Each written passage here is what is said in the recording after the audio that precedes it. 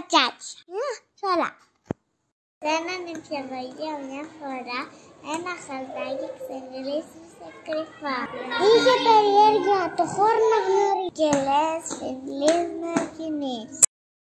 Όμως το χαρτάκι ήταν λίγο ντροπαλό και φόβο για τα ύψη είχε τρελό.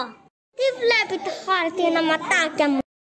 Ένιωσε δυο χέρια να τα σηκώνουν απαλά.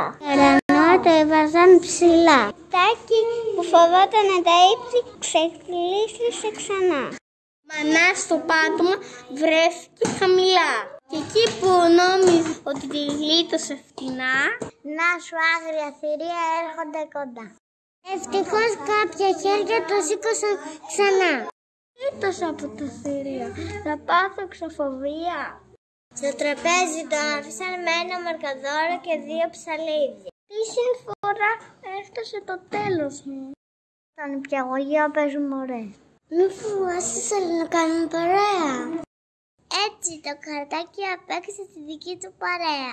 Εκεί που το χαρτάκι νόμιζε ότι θα αράξει και με τους δύο φίλους του κουβέντες θα ανταλλάξει, πάλι χερά και βιαστικά τον πήρανε μαζί τους με αγκαλιά.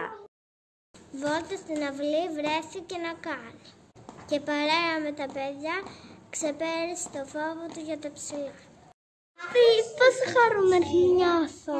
Τι όμορφα που είναι στο νηπιαγωγείο. Του φτιάξανε κίτρινα μαλλιά και καμάρωνόλοχα. Κοιτάξτε τι όμορφος που έγινα, παιδιά.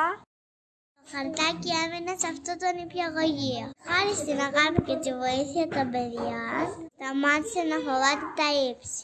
Είσαι όλος καλά.